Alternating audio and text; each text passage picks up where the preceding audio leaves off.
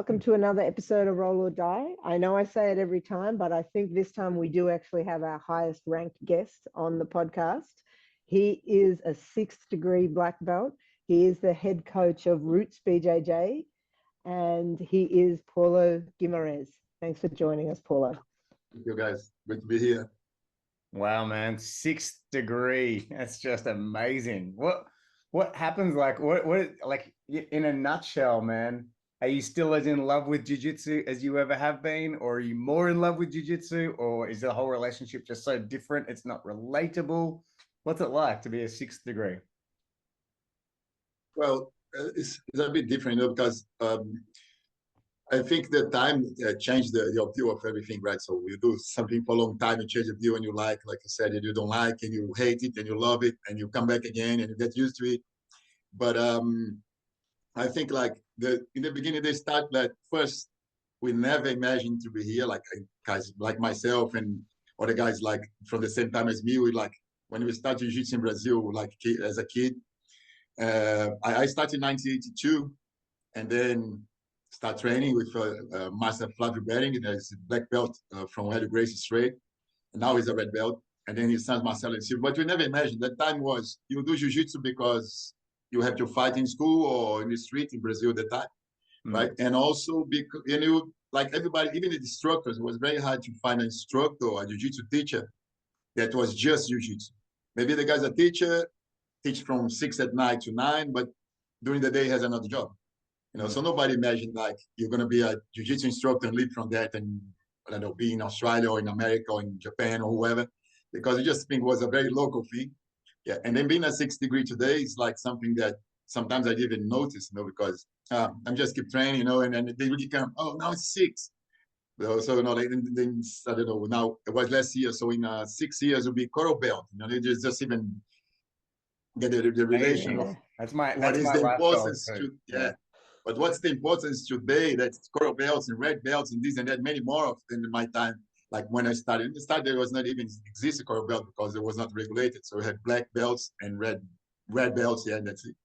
And but this to answer the question, what you said about how it changed. Yeah, there was a time I was in Brazil. I like to relate to Brazil because there was where it started. So there was a time we needed to go out with the friends. You are 18 years old, 17 years, 18 years old guy, you went out with the friends, or you are 13 years old kids in school and you had some bullies. So really use it.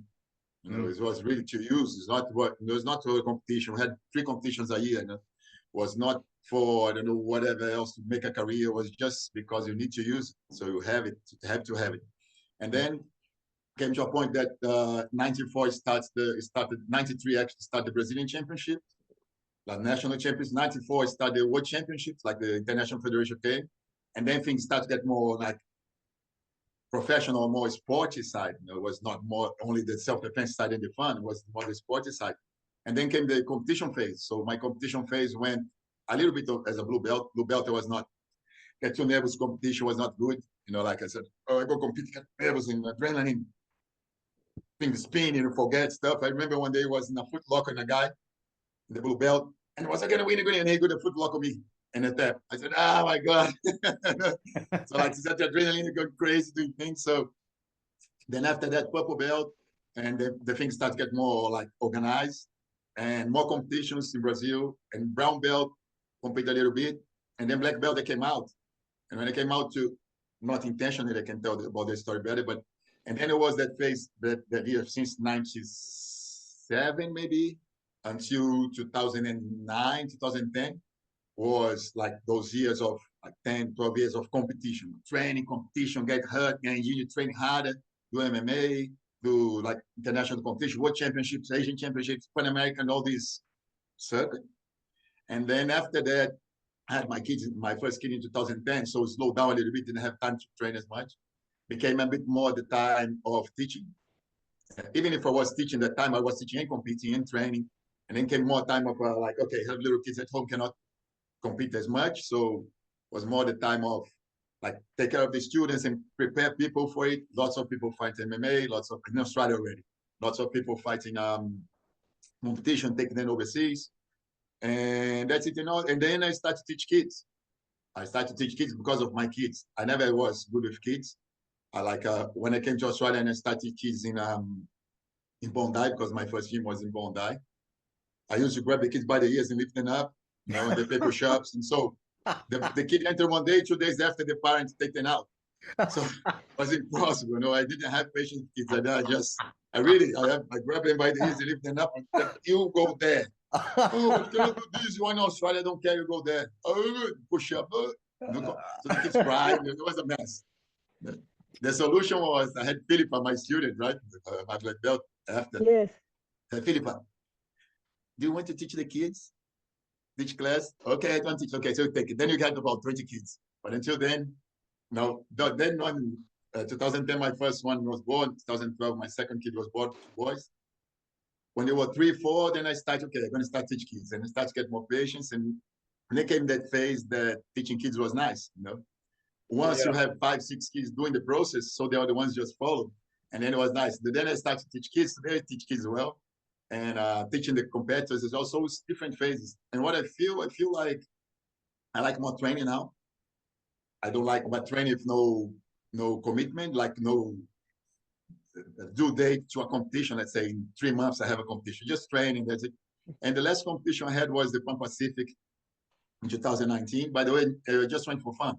I said, okay, let's go to Melbourne. Let's take some guys, you know, like to compete, and I'll compete as well. So I trained a few guys, and I think I had 1 or 2 fights I won again, but that was cool.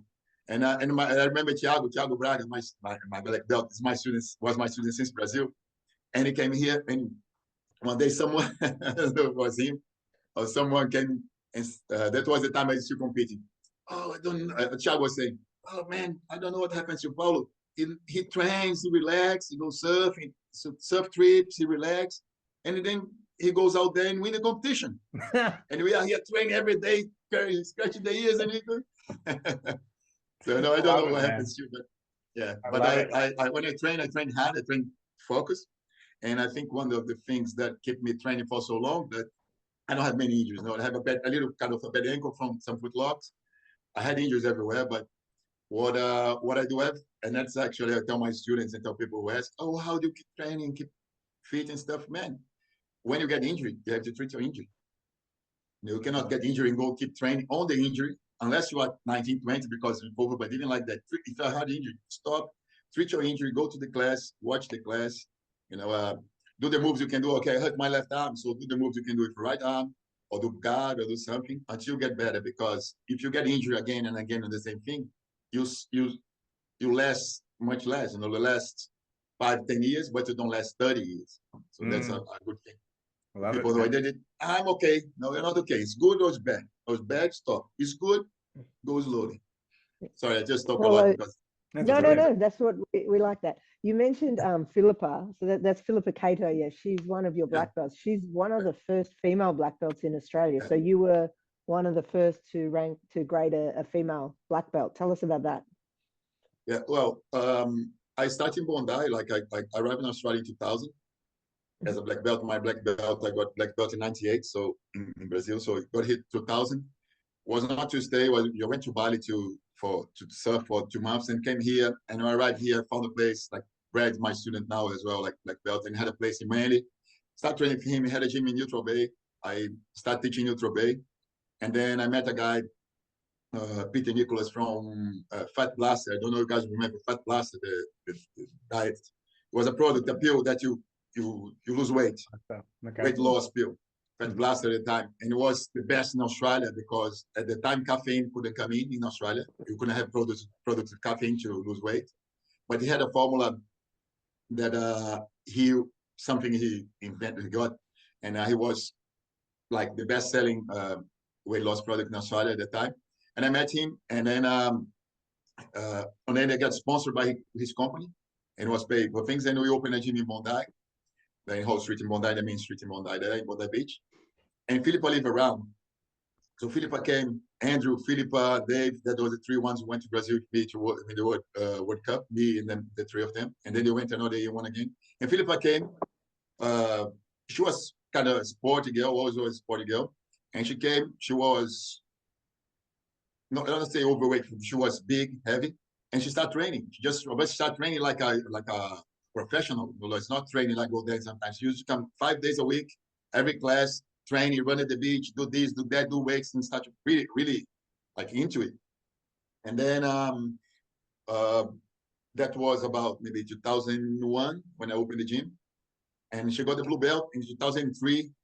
I told her, okay, who wants to go to Brazil to fight the world champs and the World Cup? Because at that time there was 2 competitions, right? One a weekend after the other. So like everybody, Dami Maia, Ronaldo Jacaré, Souza, everybody was on the top. And the thing was to fight the 2 competitions and to try to win the 2 competitions. No? So we had 2 competitions 1 weekend after the other, and everybody was trying to go there and fight and win. And I said, guys, you can go there. We can have a trip to Brazil, train in some gyms there, my friends' gyms, and have 2 competitions in 1 week, one Sunday and the other Sunday. So that's a bargain, right? 2 competitions, 2 world competitions 1 week. Let's go. Yeah, let's go. Who wants to go? So the 3 of them want to go. We went there, and then Philip was in shape and everything. We went first. Lots of guys from George, my instructor. George moved to Miami just after I moved here, and lots of his guys stay in Brazil, but they went to Gracie Barra there, Carlos Gracie, right? So it was just neighbors. And George also, when he left when Hickson left Brazil, he got the black belt, and Carlos invited him to train there. He trains as 8 years as a Gracie Barra as well, so he's in the list of the Gracie Barra black belt. And then I know lots of guys there because those are the guys I grew up with.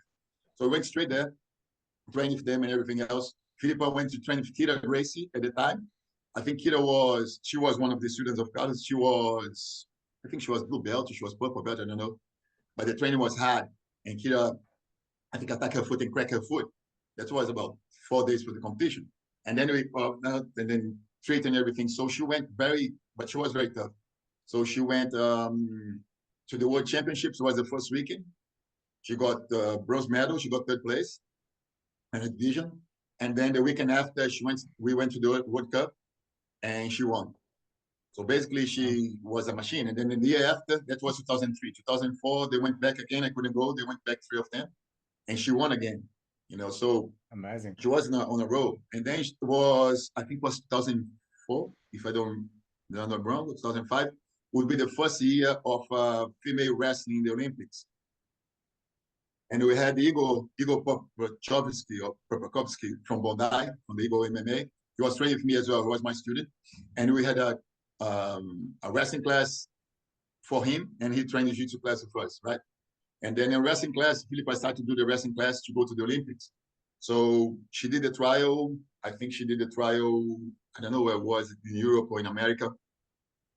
He was training hard. The people from the Olympics were coming there to take samples of anti-doping and the Wii and everything.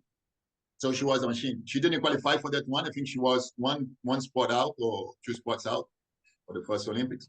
But she was very, very keen. And she kept going long time. She loved to teach the girls. She loved to teach the kids. She had big girls classes. And then after a while, she had a kid and she slowed down. So now she's not training anymore. But she was the best female ever I had. Yeah. She was keen. Yeah. She was fit. She was like focused, and she was into it. So that's why she got all the results she got. Yeah. Wow. I remember her when I first started. She was like an icon, we all looked up she to was her. Like she trained with the guys as hard as she trained with the girls. There was no halfway. We should try to get her on the show. Technical, very technical, not training like strength. Of course, she had strength, but she was very technical. Yeah. Let's try and get her on the show at some point. Yeah, I'll give it a try. Yes, you should. And then and what? And then I opened a gym, and I did open also dating gym, because Philippa got married to Andrew. Andrew went with us as well. They were not related, like just friends when we went to Brazil, but then after he got married, they had a kid. Manuel got married back. I don't know, Eleni, who's a black belt for Thiago, now got married with Eric, who's from Garage, and all these people. So we have about, I don't know, if I'm going to count, maybe 20 couples from there. That's amazing, man. You produced love and war out of your gym. I love it. Is that love and war? And there was not intention, because in Brazil, you have we call Maria Tatami, maybe Mary Tatami, was a nickname for the girls who go after fighters. Mm-hmm. Like we have the girls who go after soccer players, girls go after, Formula 1 races. Yeah. We have Mary Tatamis, and they just go there to pick the guys. They're not interested in jiu-jitsu. Join the gym this month, pick the guy they want. Yeah. Next month they're out. But these girls here in Australia was not at all. They came to train, and then they ended with a husband or a kid or a boyfriend forever. Yeah. Absolutely. It's amazing. Yeah. And so is Gustavo your brother, Paulo? Is he your brother? Nothing to do with me, man. Like, was very coincident because he has the same surname, right? The That's last amazing. surname. All right. No, that was. Yeah. And he started training at Rob's here at Rockdale or Gym Rockdale. And Rob said, "Hey, Paulo, I think I have some relative of yours training for me." I said, "Oh, Gustavo." Gustavo? No, Gustavo. This is Gustavo. Actually, I have a cousin called Gustavo, but doesn't look like him. And then he came, Gustavo Guimaraes. I said, "Oh my God, bad luck." This is amazing. And you guys are in business together, though, right? This Roots BJJ is both of yours. This is got amazing. it, man. It was fun. Oh, wow. And it's funny because he's from other states, he's from Espírito Santo, he won like Rio, São Paulo, Espírito Santo on the side. So, but it's kind of, he's a bit younger than me, but it's kind of the same generation, like connecting. Gustavo used to train in Alliance with Tererê, with Leo Vieira, with all these guys. So same kind of mindset around, you know, they have the same references from the time. Yeah. So yeah, so it's funny. That But it's just blew funny. It my was not. mind. I was going to ask you about what it was like growing up together, but I just totally did not expect you to answer that question that way. That's amazing. Yeah, but no, nothing to do. Like we have some guy called Smith here or some other name that's like, no, it's a common name, not as common as Silva. Silva maybe is the first one. Yeah. Wanderlei Silva, Anderson Silva, whatever Silva. No, Silva is a very common name in Brazil. But Guimarães is up there in the top 20 or something. Fair enough. And Paulo, what about BJJ Down Under? Are you guys still going with that? BJJ Down Under was an idea like to record make a documentary about it. Actually, first the idea was Gustavo came to me and said, "Oh, Paulo," after we became friends, "Paulo, all this story and people don't know you gave the black belt or the blue belt to Lyoto Machida, you teaching his gym in North Brazil. People don't know that you are a airplane pilot. People don't know this, people don't know that, people don't know what happens." No, because even like now people forget a bit because times move, but like people don't know. So we have to record this. Let's make let's film your story. And then we're talking about, and came the idea, wait a minute, but there's lots of other people around that would be good to tell the stories. Let's say John Will, Peter Devine, John Donahue, and Richard Norton, that's the basic ones. And then the other ones that came after that. And nowadays you have all these guys, they're Lachlan Hills, and Talison's living here, and all the guys, even the guys who are not, let's say, famous, who not everybody knows, but there is stories. Who's the first guy teaching jiu-jitsu in Tasmania? I don't know. Who's the first guy teaching jiu-jitsu in Perth? Who's the first guy who is in Northern Territory? How does it work? What happens in Wagga Wagga? I don't know if there's jiu-jitsu there. So the idea was that, so let's do the history of jiu-jitsu in Australia. And then we came with the name BJJ Down Under, and then we start to connect people. We're still doing. We had now what happened was I'm more focused in competitions. I'm more focused on now in seminars and stuff. So Gustavo will take care of that. Gustavo's now, I passed to him, so it's just him, BJJ Down Under. We work together, but I have other company, and it's his stuff. But the idea is the same.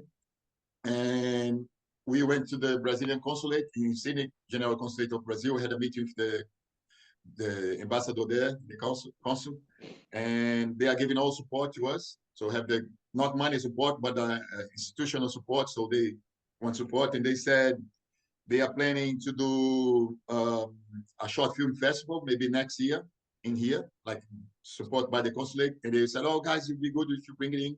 So the process is going. It's slowed down a little bit now, but it's going because we already filmed lots of people in New South Wales, people in Queensland. We still have to go to Melbourne. We're planning to go to Melbourne this year, Perth, Northern Territory, in Tasmania. So we contact in Adelaide. We contact everyone, but the process is slow because we thought we didn't have any experience in the beginning.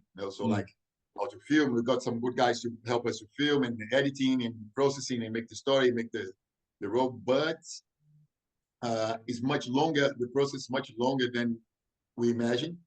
Much more costly and much more like specific. So you have to do this, have to have this, have to have the script done. In the beginning, we were taking too long to film. Now we reduce. Now we adjust more. And also to make a documentary, you need, let's say, if you do a 1 hour or half an hour documentary, you need about 20 hours filming at least.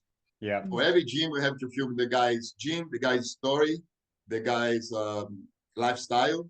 So lifestyle, what they do outside. Maybe they like surfing or this or that, or just the weights or family. So all these things together, plus edit, plus make the story live, and make. So the idea is to make a 2 hours documentary, having everyone in it. Not everyone, but everyone who's the main characters in Australia. So let's say John Will, Peter DeBean, John Donahue, and Richard Norton, the first Australian black belts, right? So divided phases. And the idea is someone voiceover, someone say, okay, so Jiu-Jitsu in Australia start this and that.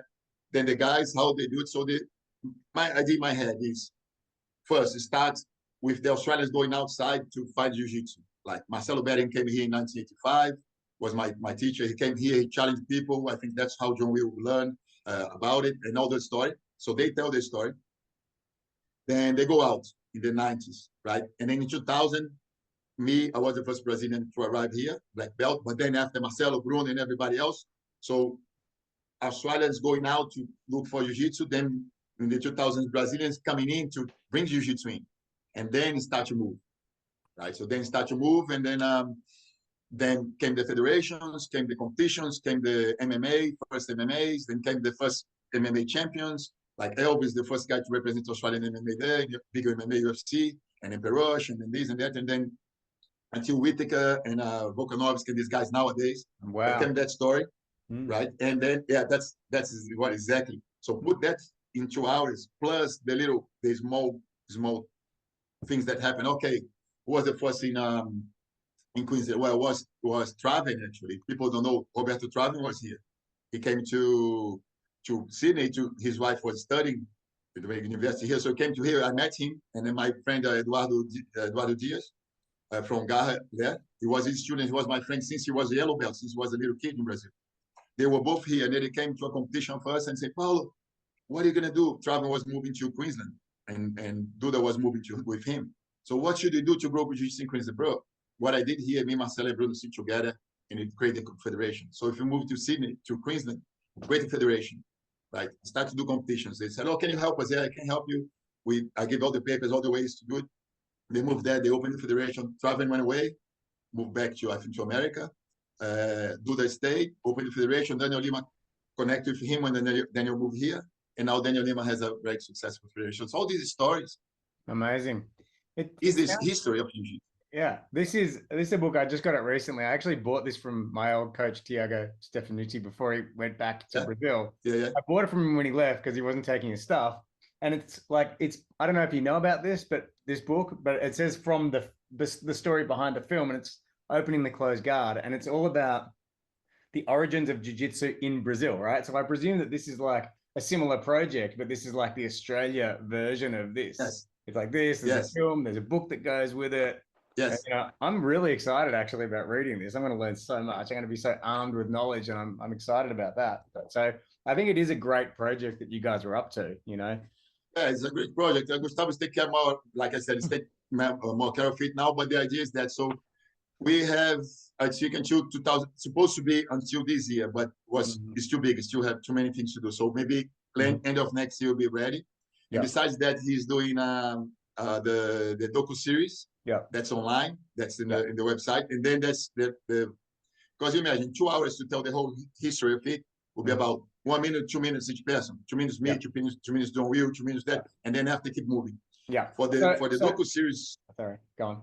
Yes. For the docu series online, it will be a 20 minutes episode for each person. So 20 minutes on me, 20 minutes on John, 20 minutes on Peter, 20 minutes on. So keep going on and on and on. So then you'll know the full story.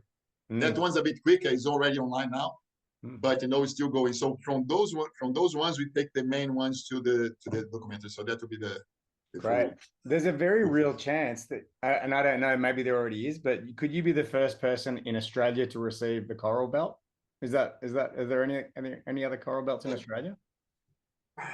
Possibly, I don't know. I just can say what I read.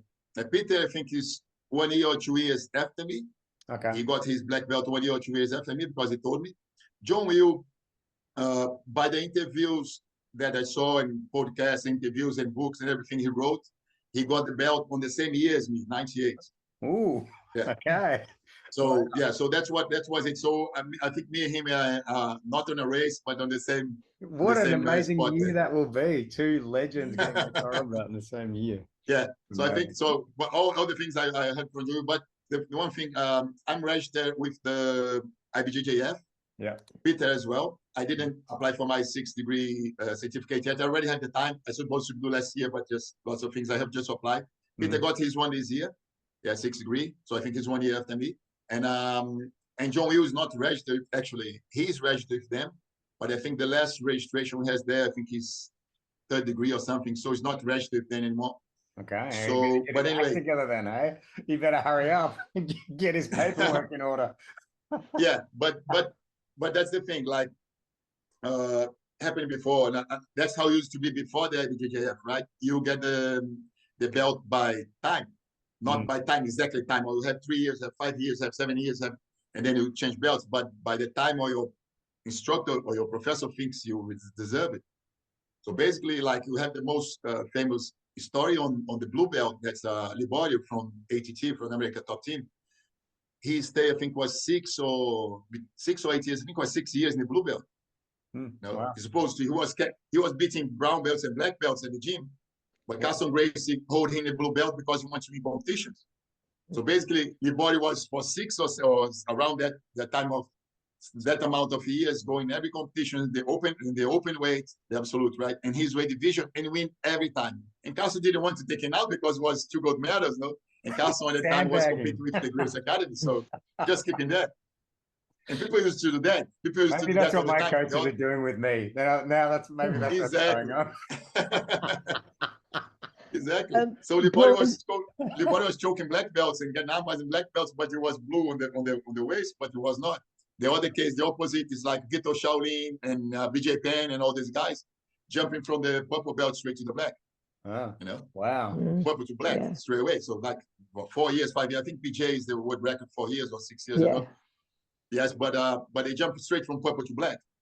Few guys did that. No, not many. Maybe 10 if you count. But wow. But so the IBJJF came with this regulation of time. Yeah.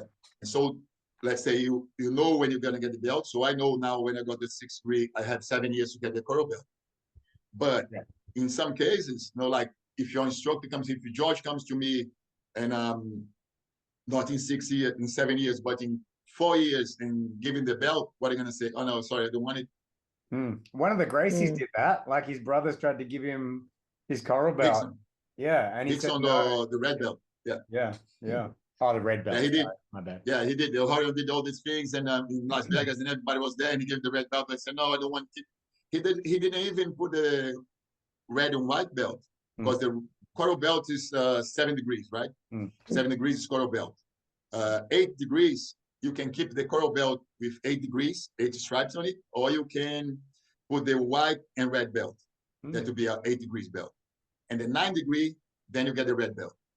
Wow. But Rickson doesn't want to use the white and red. He wants to keep the coral belt with 8 stripes on it. So if you see his coral belt, it's not a 7 stripes, it's an 8 stripes on it. And then from there, he goes straight to the red. So he was waiting for the time to go straight to the red. So he doesn't want to use the white and red that's supposed to use. But that's from the federation. But if you deserve, if you have the time, sometimes you get awarded a bit earlier. No? But officially, it should be that, because basically the federation, international federation, is the official world government body of it. It's more organized and have all the rules. And Carlos Gracie did a very good job making all the rules and organizing the thing. He deserves be recognized by the guy who organized Jiu-Jitsu around the world, you know, because otherwise it'd still be a big mess. So he did the organization, like all the guys. Hoist did the UFC. Rickson did it in Japan, in first prize, in all the other competitions there, and all those things. But that's the evolution. That's what people sometimes forget, the history. You know, like, how was the evolution? We have Jiu-Jitsu in Brazil since the 1920s. We have Vale-Tudo in Brazil since the 1920s. No, like Gaston Gracie and Carlos Gracie, came to Helio Gracie, go to Carson Gracie, came Rickson Gracie, came Royce, you know, and that's what it is now. So UFC is not invented by Americans from nowhere. It was invented by Helio Gracie in 1980s. He had the idea in 1993, making it real, you know, and that's now. And Jiu-Jitsu itself, like if you see World Championship and Emirates, UAE, United Emirates, things that like the Abu Dhabi. World Pro. Federation, they have the Abu Dhabi Federation. All these things came from the history. So I think nowadays people are forgetting a bit of the history and going too much with the hype. Like, oh, Keanu Reeves is doing jiu-jitsu. Okay, good for jiu-jitsu because advertised for us. But what's the history? Who was it? Who did it? Who started jiu-jitsu in America? Joey Moreira. Joey Moreira is the president of the American Federation of Jiu-Jitsu. You know, he started.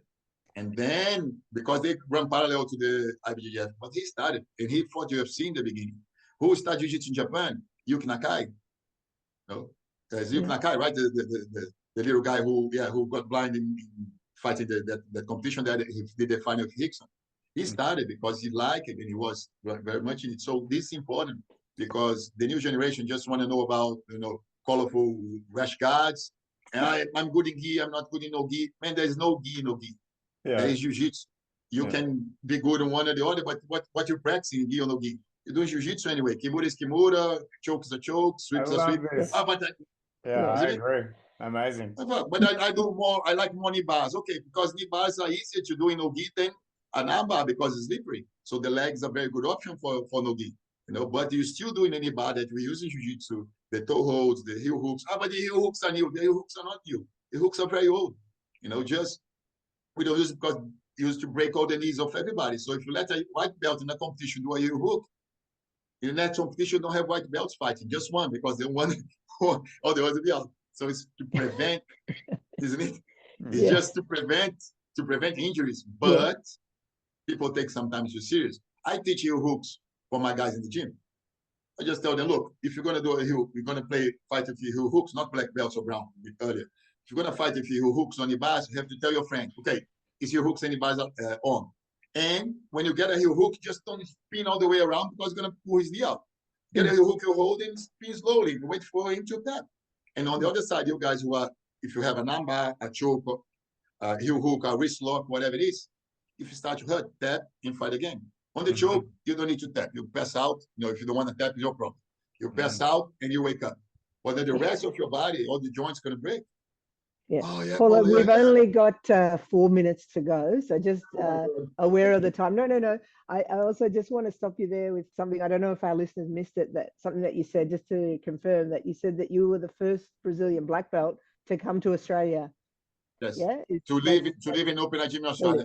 Enzo and Carly Grace came before, but I'm the first black belt in Australia to live here, to open a gym here. Also, I'm the first person in Australia to get a citizenship and through Brazilian Jiu-Jitsu. Wow. So I was the first visa, and then the first resident and the first citizenship through Brazilian Jiu-Jitsu, like Australian citizenship. And so until today, the guy's still calling me. Like, oh, Paulo, can you sign my application for the black belt here because you are the first one, you are the standard there. So was it? Marcelo came, I arrived in November 2000. Marcelo arrived in June or July 2001. And Bruno from Gracie Maita, Marcelo from Gracie Barra, Marcelo Rezende, Bruno from Gracie Maita 6 months after. So we all was coincidence because 6 months after, and we all live in Manly, and we met, and we walk around, we are 3 black belts here, and we don't know what to do. What are you going to do? Wow. And also, okay, let's get together and open the federation. That's when it started. Yeah. Wow. And just because we are running out of time, but I'm just, if I share my screen for a moment, is this you? Yes. Wow, man. You like a big wave as well. Whoa. Not so big anymore. Yeah, but that's me. I was professional surfer in Brazil for some years. Really? I was also a plane pilot. Yeah. Jeez, we could have you on again, Paulo. This is not enough. 40 minutes, not enough. You're gonna have to come back, man. Will you come back on the show one day, please? Because we got for sure. Yeah. And then the next time I let you ask some questions because I'm talking here like a no. We're here to just get it out of you, and it's a pleasure, man. It's like amazing. I'm blown away. I've learned so much today. Thank you so much. I think we're in the presence of Jiu-Jitsu royalty. You're Australian Brazilian Jiu-Jitsu royalty for us. So thank you. Sorry, I just think like you are doing an amazing job. Like interview all these people, like young people, old people, like new people, champions, not champions, girls, guys, everybody, because I think that's the thing. Like when we arrived in Australia and we got together, me, Marcelo, and Bruno. The aim, if you can see the website of the Federation, the aim was develop and grow Jiu-Jitsu the same way as it was in Brazil. And I think that target was reached. You know? So that target, from that time, in 20 years, we reached the target. So nowadays we have a community that can survive by itself. We have champions, we have kids doing, we have old people, we have women, have everybody in a big community. You know, we have competitions. We are like, before it was like this: Brazil, the rest of the world. Then Brazil, Japan, and America. Then Brazil, Japan, and America. Australia was down here. Now it's Brazil, Japan, America, Australia, everybody the same level. Yeah. Awesome, man.